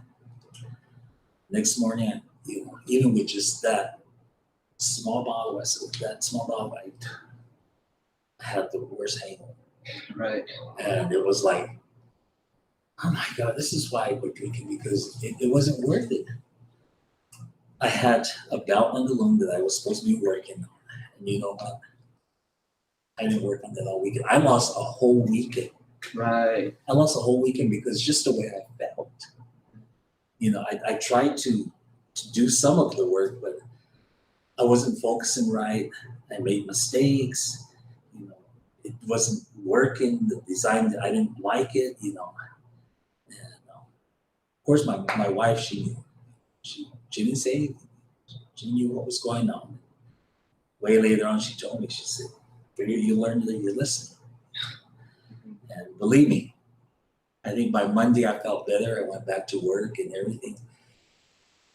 After that, I put the art liquor away. Now when someone offers it to me, I smell it, and just the smell of it, just like, oh, no, thank you, So, things like that do happen, and I learned my lesson, but sometimes, it doesn't help, but I've been on the good path for probably over, I've been married 26 years, so probably for about good 20 years plus. And what has really helped me was my family, my kids, and my women. I enjoy what I do, and now I'm sharing a different part of me.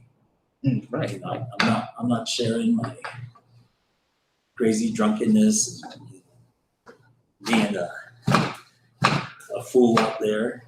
That's not the word I'm going to say, but right. Yeah, there were people that enjoyed that side of me, but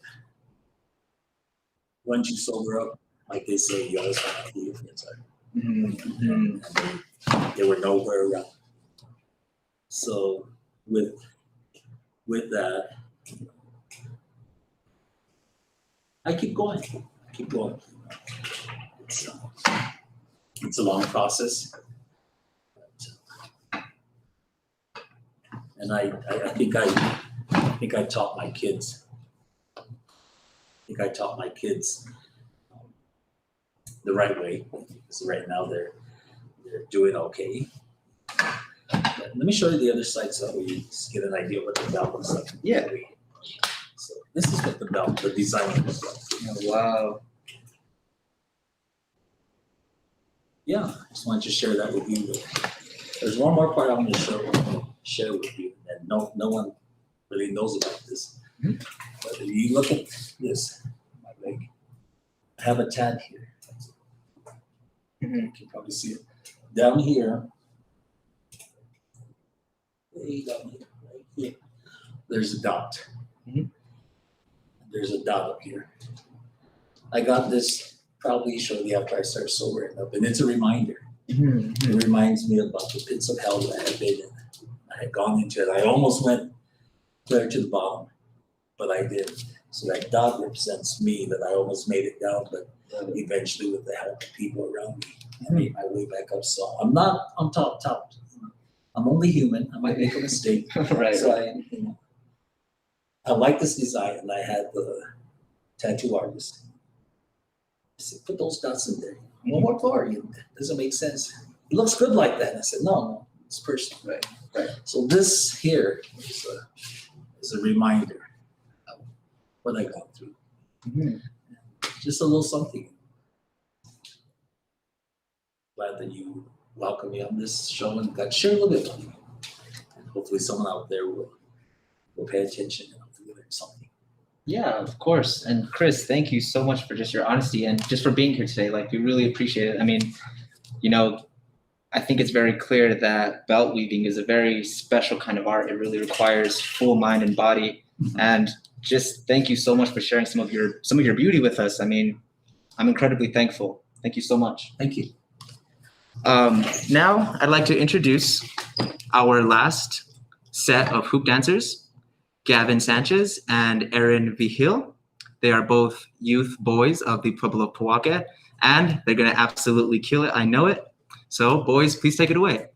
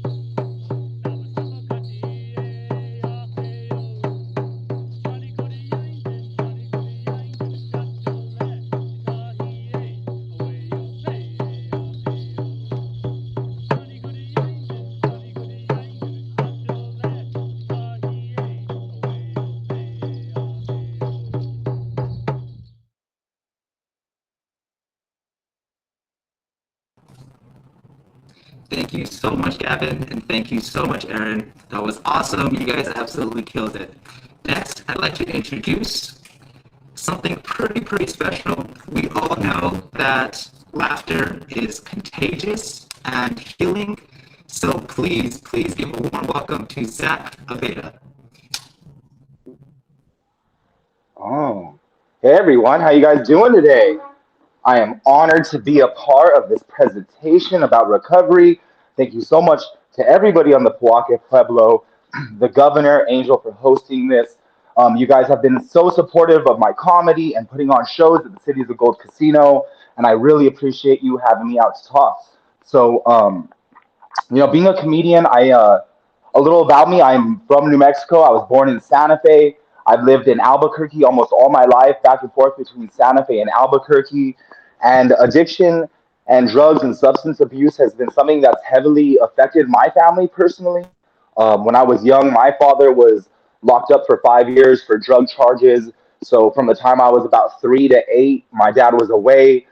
And so immediately off the start of my life, drugs and substance abuse kind of affected my family household, and and it was weird, man. Like most kids are going on family vacations, and you're going to like see your dad in prison.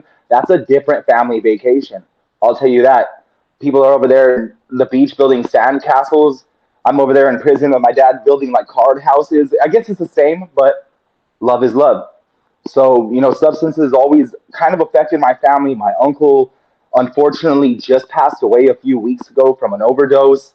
And that was something that affected my family really hard because we have a small family, just as a lot of us, New Mexico and in, the indigenous and Pueblo families, we're really close to each other. So when you lose someone, it really affects you, especially when it's from substance abuse or drinking or a car accident involved in some of these because being on New Mexico and in the Pueblos, you drive so much. So, I've had my little brother's mom unfortunately pass away on the interstate between Santa Fe and Albuquerque because she was drinking.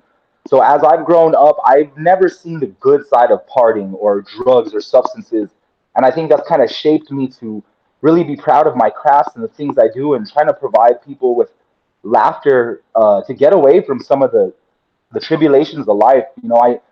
I would reflect a lot on why there's so much substance abuse in our state and in our smaller communities, not only just in the Pueblos, but just in our smaller towns in general. I drive a lot through New Mexico for comedy. I go through Cuba a lot, Roswell, all over the state, and it's sad to see a lot of substance abuse. And when I think about it, I try to remember like the moments that give me the best feelings. I do comedy, but I also dance. I break dance. It was great to see the hoop dancers. I love to see all the native and indigenous different styles of dance are so beautiful. And when I dance, I know it gives me this this childhood feeling. It really hits that inner child. And when I'm on stage telling jokes and I see the laughs in the audience, it gives me this exhilarating feeling that brings me back to being a kid. And I think a lot of times people just forgot what that feeling's like, and they're searching to belong to something, to someone, or just to feel something in their life. And a lot of times, unfortunately, they lead to substance. Um, and I think there's a lot of ways that we could get away from that. By being very supportive family and friends, by getting yourself involved in something productive. Not everybody likes to hear it, but health and fitness is something that's really kept me away from drugs and substances myself. When I was about 21, I was here downtown in Albuquerque. That's where I'm at right now, if you guys are wondering, downtown Albuquerque, New Mexico. But I grew up in this area when I was in college, and I remember being 21 and being here, and my buddies wanting to go out and party and go drink and get crazy. And at that time, I was really into snowboarding. I was really into dancing and fitness, and it was like one of those things where it was Friday night, and if you could go out and get drunk, but the next day you're not going to go snowboarding with your friends, you're not going to feel good at the gym, you're not going to be able to go to practice and dance, and those things became more important to me than getting drunk or substances. And I'm really happy because I saw a lot of my friends get trapped in these worlds where they thought these people were their friends, or they thought that they belonged to this culture, but really all that was tying together was drugs and substances. And I've seen a lot of my friends get lost in a lot of these communities where people really don't care about them, and they really are just taken advantage of. And So being a good friend, take your buddy out, like do something funny. Go bowling. You guys remember bowling? That's a sport. You guys remember sports, games? Those are things. So yeah, so I really love not only being able to provide laughter to people, but also talk about different ways where you can live life and not have to use substances and stuff. Even a lot of times at my shows, I really don't drink it when I'm doing comedy because I like to be sharp on stage. I like to be able to respond well. And man, when you're drinking, you're just not there. That's really what it is. And like I said, I've grown up in out in New Mexico all my life. Health is something that's very important to me now. So substance is something that I really take seriously. Drinking something I really take seriously because growing up, man, I was not a healthy kid. Like I was a big boy. Let's be honest. And there's no easy way around that because there's not like good terms for big guys. For big ladies, there's a ton of positive terms. Let's be real. Thick, voluptuous, curvy, decadent. I think that's another one. We'll slip it in there, right? Some decadent fry bread over there on the Pueblo. Get it going. But when I was like growing up, I never was like described as like, Zach's so decadent. Or he's so thick. You ever notice how thick he is? You ever notice how I might be wearing pants or not right now? This is the best presentation ever. Either way, we'll show later. But I never got I was thick or like curvy growing up. When I was growing up in Santa Fe and Albuquerque, mine was husky. I don't know. I don't know if you guys remember this term, but I didn't know what that meant. Like they don't tell you that's for fat boys. I just knew it was on the inside of all my pants as a kid. Like I had to get the husky pants. And let's be honest with you, I think I still do because here's a pair of my pants, and I ripped them. I was gonna wear these to the show, but I ripped these bad boys. So I think I still got a little bit of that husky in me. But when you're growing up, they don't tell you that's like for big kids. You just think they're good pants. Right? You could be out there like on the res when it's cold, chopping wood in your husky jeans, or you could be that kid skiing in Santa Fe in the winter in jeans, just getting it.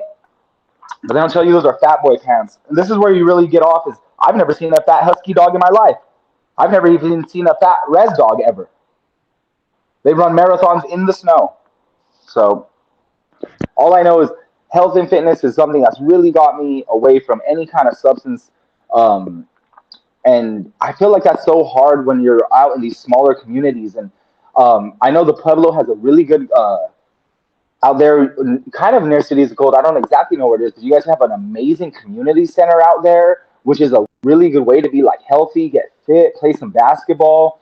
I've met some really cool native b-boys from Santa Fe and up there. You guys have an amazing. I just want to give you guys a shout out. You guys, I have more support from the native and indigenous community than almost any community in New Mexico. And that really goes to show that your people stand by your local artists and the people that are from here because I really feel it. And when I go out to Cities of Gold and see the governor and see Angel who's putting this together and Lee, her brother, who's helped me put the Cities of Gold shows together, you guys are really, really supportive. So when that comes back and people are looking for someone to be there for them for substances, send them our way. Send them to the Cities of Gold show. Maybe we could give them some kind of discounts. That way they could get away and have a night of some laughs. We could put something together at the community center for like some hip hop dance event. There's a lot of ways where you could kind of form circles where you don't really have to be in an atmosphere where it's about drinking and partying. I'm just realizing this now. Like I'll be honest with you, I turned 32 a week ago was my birthday, and I did a lot of self-reflecting because as we come into this new year and things are opening and closing still, and we're really unsure of kind of what the future holds, I started looking as myself not only as a comedian, but just as a civilian. And I was like, what practical skills do I have to bring to the table? Like as a comedian, that you have to ask yourself that. All I do is sit on stage and tell jokes. So I was at lunch with my buddy, and this guy has real practical skills. My best friend from high school. After high school, he became a medic in the army. This guy is a true hero. Now he's a plumber for the Union in like Los Alamos. All I know is if the end of the world goes down, he's useful. Like he could shoot zombies for us. If we all get to a safe place, he could like save our lives if we're hurting. He could make somewhere for us to poop. That's a useful fella. Me, not so much. Zach, like, Zach, it's the end of the world. What are we gonna do? Like I teach kids breakdance classes. Like I work in the local like medical cannabis industry. I do jokes. I got my degree in English and creative writing. If you're like, Zach, what are we gonna do? That's like, all right, Pojoaque Pueblo, this is what we're gonna do. All right, we're all gonna put on some lavender CBD oil at first, just to get rid of the pain. Okay, light some sage, get everything cleared out, and then after that, we're gonna snowboard all the way to Santa Fe, from the zombies as far as we could get. And we get to the bottom, let's just dance for 30 minutes. We're all just gonna get down. We're gonna get the hoop dancers out. We're gonna fill it, and when we're done with that, we're just gonna write 4 haikus just to sum up our feelings. You're like, Zach's not that useful, actually. Get the medic dude back over here. So, uh, I just, I don't know. I did a lot of self-reflecting, and I think comedian is probably the best thing for me at this point. So I really appreciate the Pojoaque Pueblo for all your guys' support. You guys have been amazing. I got one more quick story for y'all, and I'm gonna get out of here because, like I said, addiction is really something that's been a dark part in my family. Like I mentioned, my dad did time when he was younger, and that's like a weird thing. Imagine being in kindergarten and you're at the day where you have to tell everybody what your dad does for school, and everybody's like, "My dad's a firefighter," or "My dad works for Denny's," which is still a good job. I used to have to be like, "My dad does time for a living." Like that's his job. He does time. So, I mentioned my uncle just passed away, who was one of the funniest people, and hands down, I wouldn't be a comedian if it was from. So, still to the last month, addiction has been plaguing my family. Um, my brother growing up, I only have one older brother, and I seen him go from being one of the most talented basketball players and getting scholarships for schools in New Mexico to getting injured, and in that time falling into substance abuse. And substance abuse is something that my brother still struggles with today. And it really, really is something I feel that keeps New Mexico down, and it keeps us um, lacking as far as thriving in our community. So events like this are extremely important. And even when you're touching your community and reaching out to other places in Santa Fe, Albuquerque, this spreads out and it really doesn't mean a lot. Um, my grandfather was very much a shining light in my life compared to all these different male figures that I've seen struggle with substance abuse. My grandfather was a Vietnam veteran. He lived in Santa Fe his entire life. Came from a big family of about 10 siblings, like a lot of old school Latino families. Like now we have small families, but back in the day it was big. And my grandpa was really my wise man and my mentor. And when I was a senior in college, he actually got cancer and got he really sick. And I was in UNM at the time, so I would go to school at UNM. I was a server, but I stopped my last year working, and I'd go visit my grandfather every day. Is a little picture of him. I don't know how good it'll come out.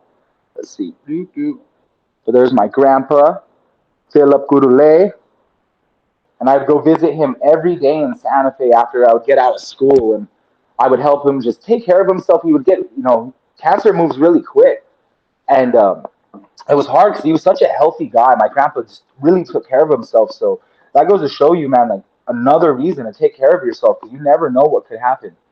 And I would drive up to Santa Fe, take care of my grandfather, and he was actually one of the first medical cannabis patients that ever had his card. And so, he used to, really try all that he could to take care of himself. And even my grandmother at that point would really do everything. She would take him to physical therapy classes and just, all this stuff she could do. My grandfather loved to garden, and his front yard and backyard, man, were gorgeous. He would spend 8 hours a day just doing yard work out there. And that last year he was sick, so I'd wheel him out. We would do yard work together, or I would do it. He'd watch me try to will himself away in the grass. He looked like Ace Ventura too, just going in like the safari.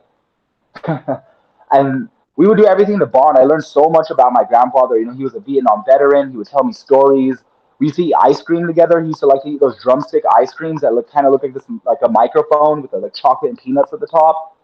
I remember last time he ate them upside down, so the chocolate was just flowing down his arms.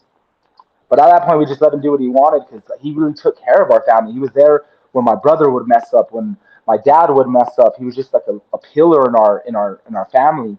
And when he got sick, it was really tough. And my grandmother would try everything to take care of him, physical therapy, natural medicine.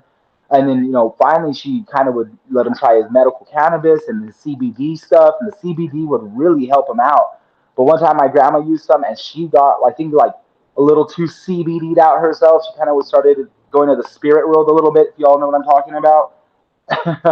And My grandma called me. She's like, I can't take care of your grandpa. I have to crawl on the floor. I was like, are you okay, grandma? She's like, yeah, but I'm seeing things. She's like, your grandpa keeps yelling Lieutenant Dan at me. I didn't understand the reference. I felt so bad for my grandma. I'm going to tell you the short story now because if you guys come out to Cities of Gold, it's a little bit more comedy show friendly if you guys know what I'm talking about. But just to see my grandmother take care of my grandfather who took care of our family, it just really goes to show you that our support comes from within. It comes from our families, and we really can't give up on each other.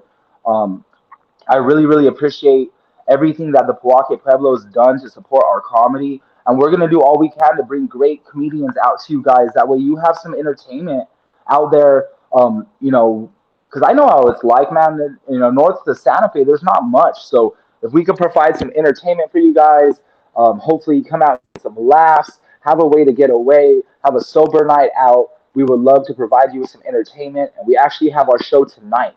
So at 7 p.m., we will be out there in the Pojoaque Pueblo. Please come see us. It's only a $10 show, and we have some of the best local comedians coming up, really rising stars, people from the Four Corners, Navajo comedians.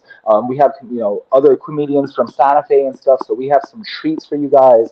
I really appreciate the chance to talk, and I really hope that everybody finds some peace and a way to stay sober and find some a way to shine in the future. So thank you so much, everyone. I appreciate y'all, and I'll catch you soon. Peace. Thank you. Thank you so much, Zach. I really love what you said there about community, that yes, it was said earlier as well, that addiction is a community issue. But the thing about it is that the solution is also a community issue. So thank you so much.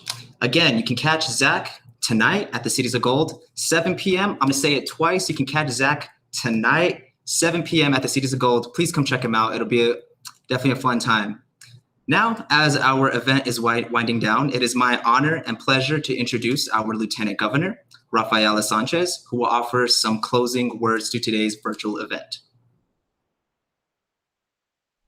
My name is Rafaela Sanchez. I'm the Lieutenant Governor for the Pueblo of Pojoaque. I just want to thank you all for joining us today at the 4th annual recovery event, A Culture of Healing. And I want to thank everybody that has made this event successful. I appreciate the team, everyone that went out there, all the interviewees, all the interviewers, behavioral health, Kyle, Angel, all of you guys are super amazing. I'm super proud of all of you. And I really am so sad we had to miss you all in person this year again. And I hope that next year we are able to meet in person. These events truly are healing in so many ways, and it's a little bittersweet to be a part of this event this year, because as I love being a part of this event, I truly would love to see all of you in person. And I just want to encourage everyone to continue to grow in strength and compassion for one another. We truly need each other, and I think it shows in the pandemic and substance abuse, mental illness, in all areas of our life that are affecting us in any sort of way. Healing takes a community, healing takes us all, and let's please work together to help our community, help our people, and be there for each other. I'm here for you all, and I appreciate every single one of you for being here with us as well and celebrating, at least in this platform, and hope to see you next time.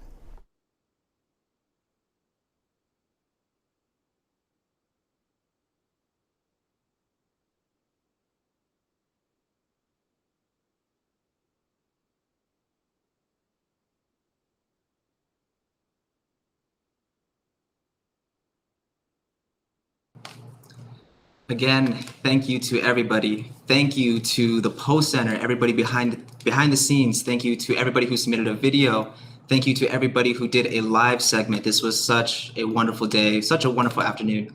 Thank you all so much. Again, before I go, I want to remind you, boom, right here. Tomorrow we are having our drive-through event here at the Poeh Cultural Center parking lot. We're gonna have some free t-shirts, plenty to go around, some free packaged lunch, first come, first serve, try to get there early.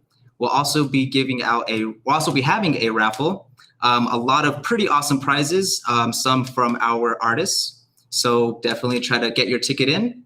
We'll also be doing the Burn Your Sorrows activity, where you can write down any recent hardships over the past year, throw them into our fire pit, and release them. Also, we are having our Lowrider Show and Shine. So for any of you Lowrider fans out there, definitely come check us out. Thank you again. I just cannot say it enough. Thank you so much to everybody who tuned in, everybody who supports, everybody out there who is fighting addiction, everybody out there who is helping somebody with an addiction. It really takes a community to heal. As we say, Sangiri Ho, that is goodbye. I hope you all have a wonderful evening, and I'll see you tomorrow.